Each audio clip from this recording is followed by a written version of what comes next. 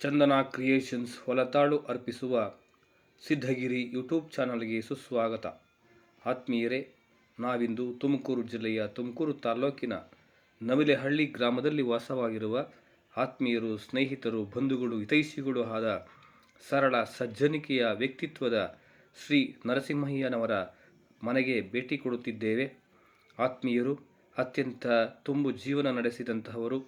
ಸುಮಾರು 33 ವರ್ಷಗಳ ಕಾಲ ಶಿಕ್ಷಕರಾಗಿ ಸೇವೆ ಸಲ್ಲಿಸಿ, ಮುಖ್ಯ ಶಿಕ್ಷಕರಾಗಿ ಶಿಕ್ಷಣ ಇಲಾಖೆಯಲ್ಲಿ ಕಾರ್ಯವನ್ನು ನಿರ್ವಹಿಸಿ ಹಾಗೂ ತಮ್ಮ ಕುಟುಂಬ ವರ್ಗದವರೊಂದಿಗೆ ಅತ್ಯಂತ ಪ್ರೀತಿಪೂರ್ವಕವಾಗಿ ಬಾಳಿ ಬದುಕುತ್ತಿರುವಂತಹ ಶ್ರೀ ನರಸಿಂಹಯ್ಯನವರ ಮನೆಗೆ ನಾವು ನೀವೆಲ್ಲರೂ ಕೂಡ ಹೋಗೋಣ. ಅವರನ್ನು ಅತ್ಯಂತ ಪ್ರೀತಿಯಿಂದ ಬರಮಾಡಿಕೊಳ್ಳೋಣ.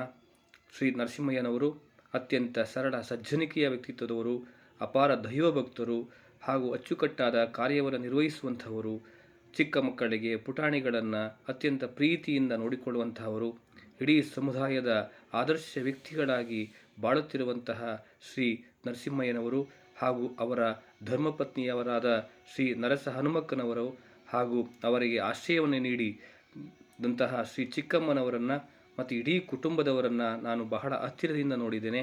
ಅವರನ್ನು ತಮಗೆಲ್ಲರಿಗೂ ಕೂಡ ಪರಿಚಯ ಮಾಡಿಕೊಡ್ಬೇಕು ಅನ್ನೋ ಉದ್ದೇಶದಿಂದ ಇಂದು ಅವರ ಮನೆಗೆ ಭೇಟಿ ಕೊಡ್ತಾ ಇದ್ದೇನೆ. ತಮಗೆ ಈ ನರಸಿಂಹಯ್ಯನವರ ವಿಡಿಯೋ ಇಷ್ಟವಾದಲ್ಲಿ ಅವರ ಕುಟುಂಬ ಜೀವನ, ಅವರ ಶಿಕ್ಷಕ ವೃತ್ತಿ, ಅವರ ಒಂದು ಪ್ರಗತಿಪರ ಕಾಳಜಿ, ರೈತ ಕಾಳಜಿ ಹಾಗೂ ಸಾಮಾಜಿಕ ಕಳಕಳಿ ತಮಗೆ ಇಷ್ಟವಾದಲ್ಲಿ ಬೆಲ್ ಬಟನ್ ಒತ್ತುವುದರ ಮೂಲಕ ಈ ಒಂದು ವಿಡಿಯೋವನ್ನು ಗೌರವಿಸಿ, ಪ್ರೋತ್ಸಾಹಿಸಿ ಅಂತ ಕೇಳ್ಕೊಳ್ತಾ ಅವರನ್ನು ಮಾತನಾಡಿಸೋಣ. ಬನ್ನಿ. ನಾನು ನಮ್ಮ ತಾಯಿ ಹೆಸರು ಹುಚ್ಚಮ್ಮ ಅಂತೇಳಿ. ನಮ್ಮ ತಂದೆಯವರಿಗೆ 4 ಜನ ಗಂಡು ಮಕ್ಕಳು, 2 ಹೆಣ್ಮಕ್ಳು. ಅವರೆಲ್ಲರಿಗೂ ಮದುವೆ ಮಾಡಿದರು. ಆದರೆ ನಮ್ಮಪ್ಪ ನನಗೆ ಮದುವೆ ಮಾಡೋ ಅಷ್ಟಕ್ಕೆ ಅವ್ರು ತೀರೋಗ್ಬಿಟ್ರು. ನಮ್ಮ ಅಮ್ಮ ತೀರೋಯ್ತು. ನನಗೆ ಕೆಲಸ ಸಿಕ್ತು.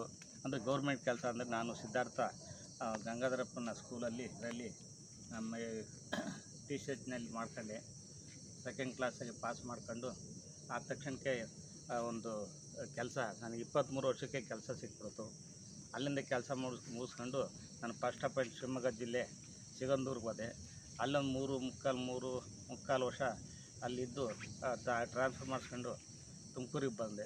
ತುಮಕೂರು ತಾಲೂಕು ತುಮಕೂರು ಜಿಲ್ಲೆ ಕುಣಿಗಲ್ ತಾಲೂಕಿಗೆ ಬಂದು ನಾನು ಅಲ್ಲಿ ದೊಡ್ಡಮಣಲವಾಡಿ ಅಂತೇಳಿ ಅಲ್ಲಿ ನಾನು ಕೆಲಸ ಮಾಡಿದೆ. ಅಲ್ಲಿ ನನ್ನ ಕೆಲಸ ಅಂತಂದರೆ ಓದಿದ್ದು ಪ್ರೈಮರಿ ಶಾಲೆ. ಅಲ್ಲಿ ನಾನು HVS ಮಾಡಿಸ್ದೆ. ಮಕ್ಕಳ ಸಂಖ್ಯೆ 270. ಅದು 6-7 ಜನ ಟೀಚರ್ಸ್ ಮಾಡಿದೆ. ಆಮೇಲೆ 2 ಬಿಲ್ಡಿಂಗ್ಗಳು ಕಟ್ಟಿಸ್ದೆ. ನೆಕ್ಸ್ಟ್ ಅಲ್ಲಿಂದ ನನಗೆ ಉಜ್ಜಿನಿಗೆ ಹಾಕಿದ್ರು, MHPS ಉಜ್ಜಿನಿಗೆ. ಅಲ್ಲಿ ಹೆಡ್ ಮಾಸ್ಟರ್ ಆದೆ. ಇಲ್ಲೂ ಇಲ್ಲಿ ಹೆಡ್ ಮಾಸ್ಟರ್ ಆಗಿದ್ದು, ಬಟ್ ಆದರೆ ಪ್ರಮೋಷನ್ ಇರಲಿಲ್ಲ. ಅಂಥ ಟೈಮ್ನಲ್ಲಿ ನಾನು ಉಜ್ಜಿನಿ ಹೆಡ್ ಮಾಸ್ಟರ್ ಕೆಲಸ ಮಾಡಿ 5 ವರ್ಷ ಇದ್ದು, ಅಲ್ಲಿಂದ ನೆಕ್ಸ್ಟು ಮುದಿಗೆರೆ ಅಂತ ಬರುತ್ತೆ ತುಮಕೂರು ತಾಲೂಕಲ್ಲಿ. ಆ ಮುದಿಗೆರೆಯಲ್ಲಿ ನಾನು ಹೆಡ್ ಮಾಸ್ಟರ್ ಆಗಿ, ಪ್ರಮೋಷನ್ ಹೆಡ್ ಮಾಸ್ಟರ್ ಆಗಿ 40 ವರ್ಷ ಕೆಲಸ ಮಾಡಿ ಅಲ್ಲೇ ನಿವೃತ್ತಿಯನ್ನು ಹೊಂದಿ ಮನೆಗೆ ಬಂದೆ. ನನಗೆ 23 ವರ್ಷ ತುಂಬಿತು. 23 ವರ್ಷ ಕೆಲಸಕ್ಕೂ ಹೋದೆ. 24 ಕೆಲಸ ಮದುವೆ ಮಾಡಬೇಕು ಅಂತಂದರು. ನನಗೆ ಒಬ್ಬ ನಮ್ಮ ಮಾವ ನರಸಯ್ಯ ಅಂಥೇಳಿ, ಅವರು ಹೆಂಡತಿ ಚಿಕ್ಕಮ್ಮ ಅಂಥೇಳಿ, ಅವರಿಗೆ ಒಬ್ಬಳೇ ಮಗಳಿದ್ದು. ಅವರು ನಮ್ಮ ಮಾವ ಇರಲಿಲ್ಲ. ಅವ್ರಿಗೆ ಗೊತ್ತಿಲ್ಲ ಮದುವೆ ಆಗಿದ್ದು. ಅಂದರೆ ತೀರಾ ಮಗಳು ಚಿಕ್ಕ ಮಗಿನಾಗೆ ತೀರೋಗಿದ್ರು. ಆಮೇಲೆ ಅಜ್ಜಿನೇ ಒಂದು ಸಾಕೊಂಡು ಹೆಂಗೋ ಕಾಲ ಕಳೀತಿತ್ತು. ಹಿಂಗೆ ಬಂಧು ಬಳಗ ನನ್ನ ಕರ್ಕೊಂಡೋಗಿ ಮದುವೆ ಮಾಡ್ತೀವಿ ಅಂತೇಳಿ ಮಾಡಿದರು. ಅಲ್ಲಿಂದ ನಾನು ಅಲ್ಲೇ ಸೇರ್ಕೊಂಡೆ. ನನಗೆ ಅಲ್ಲೇ ನವಲಹಳ್ಳಿಯಲ್ಲೇ ವಾಸ ಇದ್ದೆ. ಅಲ್ಲಿ ಏನಾಯಿತು ಅಂದರೆ ಇಬ್ಬರು, ಒಂದು ಗಂಡು ಮಗ ಹುಟ್ಟಿತು ಮೊದಲು, ಆಮೇಲೆ 2 ಹೆಣ್ಮಕ್ಳು ಹುಟ್ಟೋದು. ನಾನು ಅಲ್ಲಿಂದ ಅವ್ರನ್ನ ಸಾಕೊಂಡು ನಾನು ಕುಣಗಲ್ ತಾಲೂಕಿಗೆ ಬಂದೆ. ನಾನು ಡೈಲಿ ಓಡಾಡ್ತಿದ್ದೆ ಬಸ್ಸಲ್ಲಿ. ಬೆಳಗ್ಗೆ ಹೋಗಿ ಸಾಯಂಕಾಲ ಬಂದುಬಿಡ್ತಿದ್ದೆ. ಸುಮಾರು 22 ವರ್ಷ ಕುಣಗಲ್ ತಾಲೂಕಲ್ಲಿ ಸೇವೆ ಮಾಡಿದೆ. 22 ವರ್ಷ ಆದಮೇಲೆ ನೆಕ್ಸ್ಟು ಇಲ್ಲಿಗೆ ಇದಕ್ಕೆ ಬಂದೆ, ತುಮಕೂರು ತಾಲೂಕಿಗೆ ಮುದಿಗೆರೆ ಅಂತಕ್ಕೆ ಬಂದೆ. ಅಲ್ಲೂ ಕೂಡ ಏನೂ ಇರಲಿಲ್ಲ. ಅಲ್ಲೂ ಕೂಡ ಅನೇಕ ಬಿಲ್ಡಿಂಗ್ಗಳು ಕಟ್ಟಿಸಿ ಅಲ್ಲಿ 340 ಮಕ್ಕಳು ಇದ್ದು, ಆ ಸಂಖ್ಯೆ ಮಾಡಿಕೊಂಡು 7 ಜನ ಟೀಚರ್ಸ್ ಆಗಿ ಅದನ್ನು ನಿರ್ವಹಿಸ್ಕೊಂಡು ಇನ್ಚಾರ್ಜ್ ಹೆಡ್ ಮಾಸ್ಟರ್ ಆಗಿ ಕೆಲಸ ಮಾಡ್ಕೊಂಬಂದೆ. ಅಲ್ಲಿಂದ ಪ್ರಮೋಷನ್ ಬಂತು. ನಾನು ಈ ಕಡೆ ಮುದಿಗೆರೆ ಅಂತಕ್ಕಂಥ ಬಂದೆ. ಅಲ್ಲೂ ಇಂಪ್ರೂವ್ಮೆಂಟ್ ಮಾಡಿದೆ. ನಾನು ಸರ್ವೀಸು ಸುಮಾರು 36 ವರ್ಷ 10 ತಿಂಗಳು 11 ದಿನಕ್ಕೆ ನನಗೆ ನಿವೃತ್ತಿ ಆಯಿತು. ಅಲ್ಲಿಂದ ನಾನು ಮನೆಗೆ ಬಂದು ಮಕ್ಕಳದು. ಮೊದಲನೇನು ಗಂಡು ಮಗ, ಅವನು ಕೀರ್ತೇಶ್ ಕುಮಾರ್ ಅಂತ ಹೆಸರಿಟ್ಟೆ. ಆಮೇಲೆ ಎರಡನೇಳು ಕೋಮಲ ಅಂಥೇಳಿ ಹೆಸರಿಟ್ಟೆ. ಮೂರನೇಳು ನಂದಿನಿ ಅಂಥೇಳಿ ಅವಳಿಗೆ ಹೆಸರಿಟ್ಟು ಅವ್ರನ್ನೆಲ್ಲ ಓದಿಸಿ ಬರೆಸಿ ವಿದ್ಯಾವಂತರು ಮಾಡಿದೆ. ಈಗ ಅವರು ಎಲ್ಲರಿಗೂ ಮದುವೆ ಮುಂಜಿ ಮಾಡಿ ಅವ್ರ ಸೌಲಭ್ಯವನ್ನು ಏನೇನು ಕೊಡಬೇಕು ಅದೆಲ್ಲ ಕೊಟ್ಟು ಅವರು ಸಾಕಿದ್ದೀನಿ. ಈಗ ನಾನು ನನ್ನ ಹೆಂಡತಿ ಜೊತೆಲಿದ್ದೀವಿ. ಆ ನವಲಹಳ್ಳಿಲಿ ವಾಸ ಇದ್ದೆ. ಅಲ್ಲಿ ನಾವು ತೋಟ ದೂರ ಅಂತ ಹೇಳ್ಬಿಟ್ಟು ಇಲ್ಲಿ ಬಂದು ತೋಟ ಮಾಡಿದೆ. ಬೋರ್ ಹಾಕ್ಸ್ಕೊಂಡು ತೋಟ ಮಾಡಿದೆ. ಬಂದಾಗ ನಾವು ಅಲ್ಲಿ ಹೊಲ್ದ ಹತ್ರಲ್ಲೂ ಮನೆ ಕಟ್ಬಿಡೋಣ ಅಂತೇಳಿ ಬಂದು ಒಂದು ಮನೆ ಕಟ್ಕೊಂಡು ಈಗ ಸದ್ಯದಲ್ಲಿ ಅಲ್ಲೇ ಇದ್ದೀವಿ ನಾವು. ಅಲ್ಲಿ ನಮ್ಮ ಅಪ್ಪನಿಗೆ 4 ಜನ ಗಂಡು ಮಕ್ಕಳು. ಸಿದ್ಧಲಿಂಗಯ್ಯ ಅಂತೇಳಿ ಒಬ್ಬ ದೊಡ್ಡವರು, ಅದರಿಂದ ನಾನು ನರಸಿಂಹಯ್ಯ ಅಂತೇಳಿ, ಅದರಿಂದ ಲಿಂಗಪ್ಪ ಅಂತ ಒಬ್ಬ 3ನೇನು, 4ನೇನು ಶಿವಣ್ಣ ಅಂತೇಳಿ. ಇಬ್ಬರು ಹೆಣ್ಮಕ್ಳು.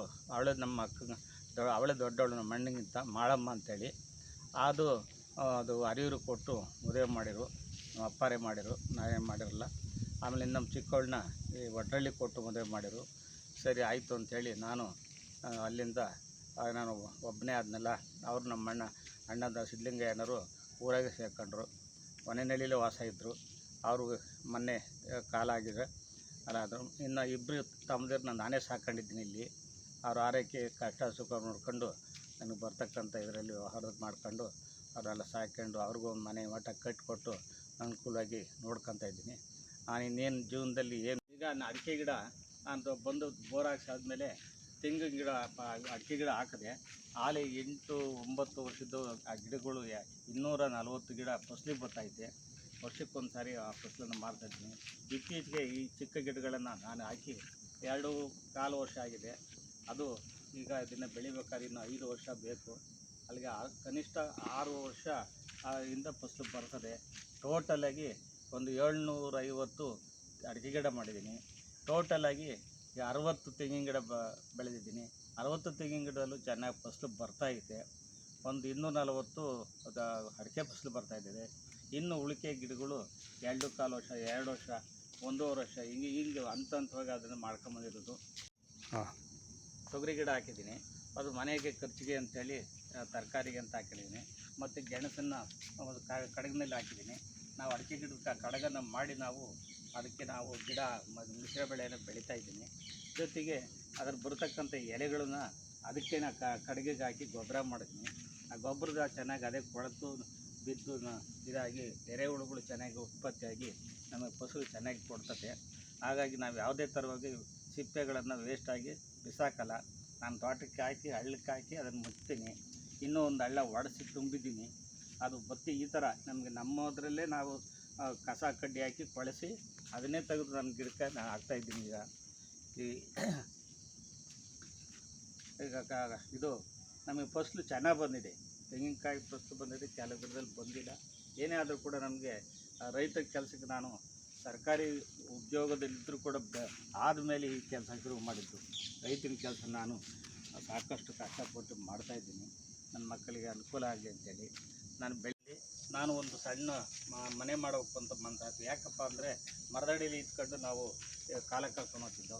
ನಮಗೆ ಸಾಮಗ್ರಿಗಳನ್ನು ಆಳು ಪಾಳು ಬಂದಾಗ ಸೇರೋಕ್ಕೆ ಅಂತೇಳಿ ಒಬ್ಬ ಸಣ್ಣ ಒಂದು ಕೊಠಡಿ ಮಾಡಿದೆ. ಆಮೇಲೆ ವರಾಂಡ ಮಾಡಿ ಅಲ್ಲಿ ಮುಂದೆ ಒಂದು ಬೆಂಚಿಂಗ್ ಕಲ್ಲು ಮಾಡಿದೆ. ಯಾಕೆಂದರೆ ನಮಗೆ ಆಯಾಸ ಆಗಿರ್ತದೆ, ಸಾಕಾಗಿರ್ತದೆ ಅಂತ ಟೈಮಲ್ಲಿ ಒಂದೊಂದು ಸಾರಿ ನಾನು ಬರ್ತೀನಿ. ಬಂದಾಗ ಬೀಗ ತೆಗೆದುಬಿಟ್ಟು ಒಳಗಡೆ ಹೋಗಿ ಇರ್ತೀವಿ.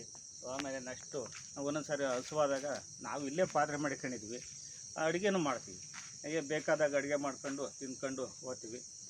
ದಿನದ ಇಲ್ಲೇ ಮಾಡ್ಕೊಂಡು ಹೋಗ್ತೀನಿ. ಹಂಗಾಗಿ ನಮಗೆ ಏನು ತೊಂದರೆ ಇಲ್ಲ. ಮನೆಗೆ ಅವಶ್ಯಕ ಬೇಕೇ ಬೇಕು ಕೊಠಡಿ.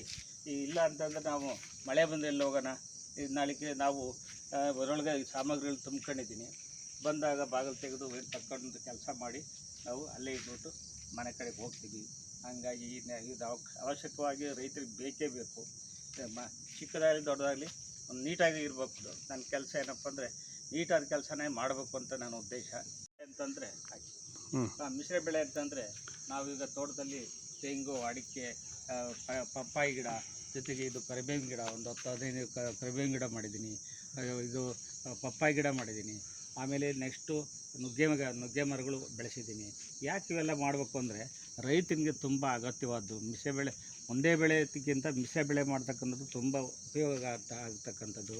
ಹಾಗಾಗಿ ನಾವು ಮಿಶ್ರ ಬೆಳೆ ಬೆಳೆದ್ರೆ ಅದರಿಂದ ಫಲ ಸಿಗುತ್ತೆ. ಈಗ ಸಿಪ್ಪೆ ಸದೆ ಅದೆಲ್ಲ ಬೀಳ್ತಿರ್ತೈತೆ.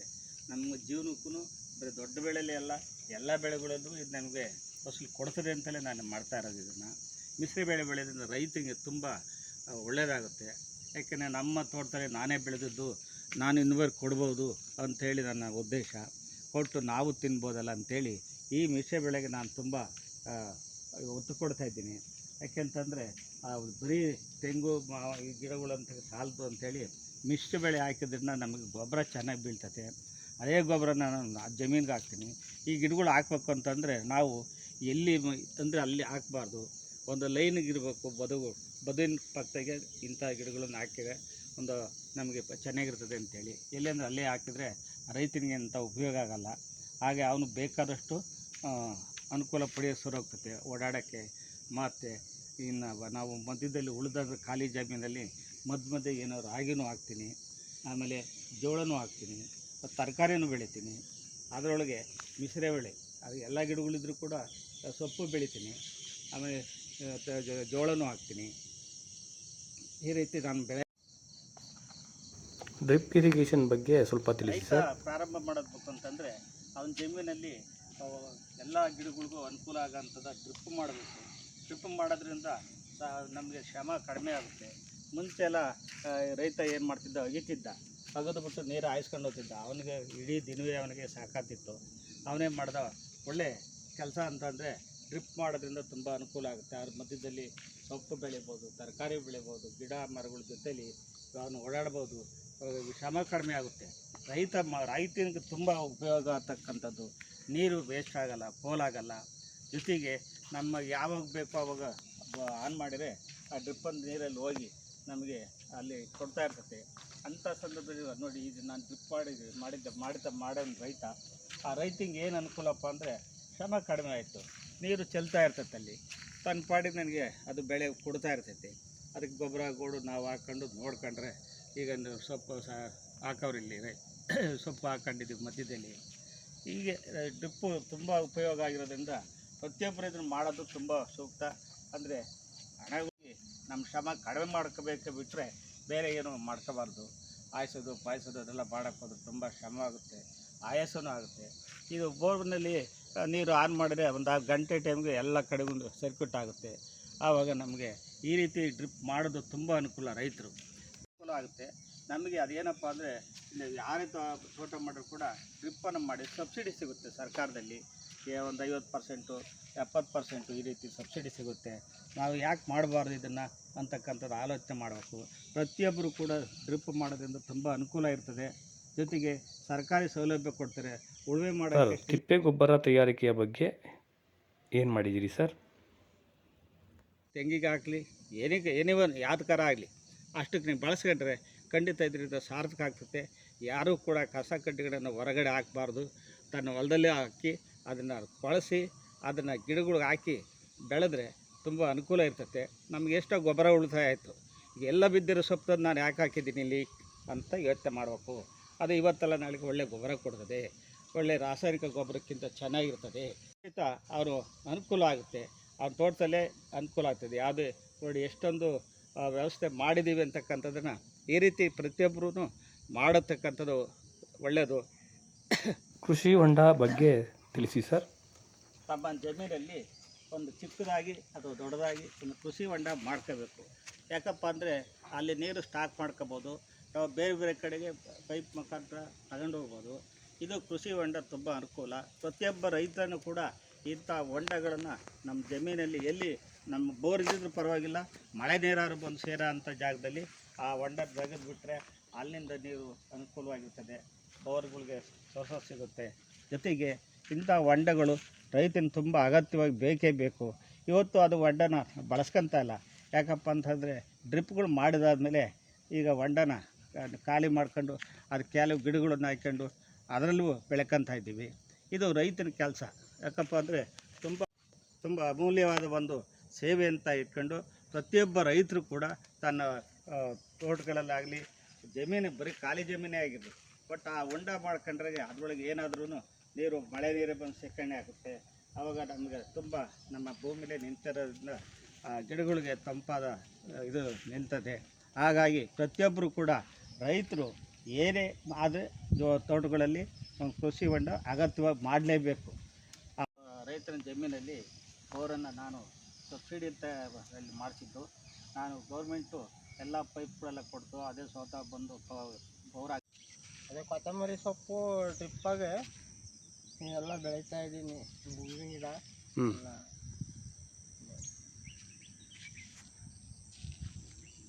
ನೋಡಿ, ರೈತರು ಏನು ಮಾಡ್ತಿದ್ವಿ ಅಂದರೆ ನಮ್ಮ ಜಮೀನಲ್ಲಿ ಕೊತ್ತಂಬರಿ ಬೆಳೆಯೋದು, ಸಬಾಕ್ಸಿ ಬೆಳೆಯೋದು, ಆಲೂಗಡ್ಡೆ ಬೆಳೆಯೋದು, ಜೊತೆಗೆ ಹೂವಿನ ಗಿಡ ಬೆಳಿಬೋದು.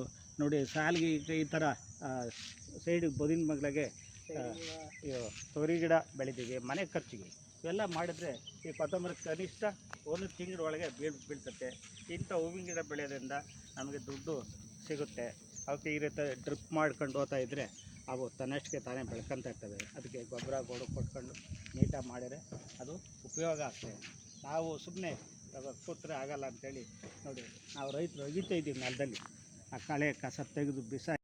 ಕೃಷಿ ಯಂತ್ರೋಪಕರಣಗಳ ಬಳಕೆಯ ಬಗ್ಗೆ ತಿಳಿಸಿ ಸರ್. ಜಮೀನಲ್ಲಿ ನಾವು ಮನೆ ಕಟ್ಕೊಂಡಿದ್ದೀವಿ, ಜೊತೆಗೆ ಇಲ್ಲೇ ಜಮೀನಲ್ಲೇ ವಾಸ ಇದ್ದೀವಿ. ಯಾಕಪ್ಪ ಅಂದರೆ ತೋಟದಲ್ಲಿ ನಾವು ಒಂದು ಟಿಲ್ಲರ್ ಬೇಕು, ನಾವು ಬಾಡಿಗೆ ಕೊಟ್ಟು ಮಾಡ್ಸೋಕ್ಕಾಗೋದಿಲ್ಲ ಅಂಥೇಳಿ ಸಬ್ಸಿಡಿಲಿ ಕೊಟ್ಟಿದ್ದಾರೆ. ಇದನ್ನು ನಾವು ಬಳಸ್ಕೊಂಡು ನಮ್ಮ ಭೂಮಿನ ಉಳುಮೆ ಚೆನ್ನಾಗಿ ಮಾಡೋಕ್ಕೆ ಅನುಕೂಲ ಆಗುತ್ತೆ. ಪ್ರತಿಯೊಬ್ಬರು ಕೂಡ ಒಂದು ಟಿಲ್ಲರ್ನ ಚಿಕ್ಕದಾಗಿ ದೊಡ್ಡದಾಗಿ ಮಡಿಕೊಳ್ಳೋದು ತುಂಬ ಒಳ್ಳೆಯದು. ಯಾಕಪ್ಪ ಅಂದರೆ ಇದು ನಮಗೆ ತುಂಬ ಅಗತ್ಯವಾದ ಕೆಲಸ. ಯಾಕೆ ಬೇರೆಯವ್ರ ಕಾದು ಕೂಲಿ ಕೊಟ್ಟು ಮಾಡಿಸೋದು ನಮ್ಮ ಕೈಲಿ ಸಾಧ್ಯ ಇಲ್ಲ. ಹಾಗಾಗಿ ಸಾಮರ್ಥ್ಯಕ್ಕೆ ತಾವೇ ಒಂದು ಅರ್ಧ ಗಂಟೆ ಹೊಡ್ಕೊಂಡ್ರು ಕೂಡ ನಮ್ಮ ಜಮೀನು ಹಸನ ಆಗುತ್ತೆ. ಜೊತೆಗೆ ಈ ಟಿಲ್ಲರ್ ಕೆಲಸವನ್ನು ನಮಗೆ ಅನುಕೂಲ ಮಾಡಿಕೊಡೋದ್ರಿಂದ ಪ್ರತಿಯೊಬ್ಬರು ಈ ರೀತಿ ಒಂದು ಟಿಲ್ಲರನ್ನು ಮಾಡ್ಕೊಳ್ಳೋದು ಸೂಕ್ತ ಅಂತ ನಮಗೆ ಎಲ್ಲರಿಗೂ ಓಡಾಡ್ಬೋದು. ಇದು ಅಗತ್ಯವಾಗಿರ್ತಕ್ಕಂಥದ್ದು ಒಂದು ಟಿಲ್ಲರ್ ನಮಗೆ ಪ್ರತಿಯೊಬ್ಬರಿಗೂ ಬೇಕಾಗುತ್ತೆ. ಗೌರ್ಮೆಂಟಿಗೆ ಅರ್ಜಿ ಹಾಕಿದಾಗ ಏನಾಗುತ್ತಪ್ಪ ಅಂದರೆ ಬರುತ್ತೆ, ಅದು ಸಬ್ಸಿಡಿ ಬರುತ್ತೆ, ನಮಗೆ ದುಡ್ಡು ಕಡಿಮೆ ಆಗುತ್ತೆ. ನೋಡಿ, ನಮ್ಮ ಜಮೀನಲ್ಲಿ ನಾವು ಪ್ರಾಣಿಗಳನ್ನು ಸಾಕ್ಕೋಬೋದು, ಕೋಳಿ ಸಾಕ್ಬೋದು, ಮೇಕೆ ಕುರಿ ಇಂಥವುಗಳನ್ನು ಸಾಕೊಂಡ್ರೆ ನಮಗೆ ಒಳ್ಳೆಯ ಗೊಬ್ಬರ ಕೊಡ್ತದೆ. ಆ ಗೊಬ್ಬರ ಜಮೀನಿಗೆ ಹಾಕ್ಕೋಬೋದು. ಇಂಥ ಪ್ರಾಣಿಗಳನ್ನು ಜಾಸ್ತಿ ಸಾಕೋಕ್ಕಾಗುತ್ತೆ, ಒಂದು 5-10 ಸಾಕ್ಬೋದು. ಯಾಕೆಂದರೆ ಅವರು ಅನುಕೂಲಿಸ್ತಕ್ಕಂಥ ಪ್ರಾಣಿಗಳು ಬಹಳ ಕೆಲಸ ನಮಗೆ ಸೊಪ್ಪು ಸರಿ ತಂದು ಕಟ್ಕೊಂಡು ಅವರಿಂದ ನಾವು ಲಾಭ ಪಡ್ಕೊಂಡು ನಮಗೆ ಕಷ್ಟ ಬಂದಾಗ ಅವ್ರು ಮಾರಿ ನಾವು ಜೀವನ ಮಾಡ್ಬೋದು. ಹಾಗಾಗಿ ಪ್ರಾಣಿಗಳನ್ನು ಸಾಕೋದು ತುಂಬ ಒಳ್ಳೆಯದು. ನೀವು ಯಾವ್ದಾರ ಸಾಕಿ, ಕೋಳಿ ಸಾಕಿ, ಯಾವುದೇ ಕುರಿ ಸಾಕಿ, ಹಸುಗಳು ಸಾಕಿ, ಯಾವ್ದಾರ ಸಾಕಿ, ಅದು ನಮ್ಮ ತೋಟದಲ್ಲೇ ಇದ್ದರೆ ಗೊಬ್ಬರ ಕೊಡ್ತೈತೆ. ಆ ಪ್ರಾಣಿಗಳು ನಮಗೆ ಹಣ ಕಾಸುಗಳು ಕೊಡ್ತವೆ, ನಮ್ಮ ಕಷ್ಟ ಸುಖ ತೀರುತ್ತೆ. ಹಾಗೂ ಇದೇ ಜಮೀನಲ್ಲೇ ವಾಸ ಇರೋದ್ರಿಂದ ನಮಗೆ ಸಾಕಷ್ಟು ಅನುಕೂಲ ಇರ್ತದೆ. ನಮಗೆ ಟೈಮ್ಗಳು ಉಳಿತಾ ಇರ್ತದೆ. ಹಾಗಾಗಿ ನಾವು ಅದನ್ನು ವ್ಯಯ ಮಾಡೋಕ್ಕಾಗಲ್ಲ, ಎಲ್ಲೂ ಹೋಗೋಕ್ಕಾಗಲ್ಲ. ಇಷ್ಟು ಹೊತ್ತು ತಮ್ಮೊಂದಿಗಿದ್ದು ತಮ್ಮ ಅನಿಸಿಕೆ ಅಭಿಪ್ರಾಯಗಳನ್ನು ವ್ಯಕ್ತಪಡಿಸಿದಂತಹ ಇಡೀ ಕುಟುಂಬ ವರ್ಗಕ್ಕೆ ಹಾಗೂ ಶ್ರೀ ನರಸಿಂಹಯ್ಯನವರಿಗೆ ಚಾನಲ್ ಪರವಾಗಿ ಅಭಿನಂದನೆಗಳು. ತಮಗೆ ಈ ವಿಡಿಯೋ ಇಷ್ಟವಾದಲ್ಲಿ ಬೆಲ್ ಬಟನ್ ಒತ್ತಿ ಪ್ರೋತ್ಸಾಹಿಸಿ. ರೈತ ಕಾಳಜಿಯುಳ್ಳ ಇವರ ಅನಿಸಿಕೆಗಳನ್ನು ಅಭಿಪ್ರಾಯಗಳನ್ನು ಎಲ್ಲರೂ ಕೂಡ ಉಪಯೋಗಿಸಿ ಅಂತ ಹೇಳ್ತಾ ಎಲ್ರಿಗೂ ಧನ್ಯವಾದಗಳು. ನಮಸ್ಕಾರ.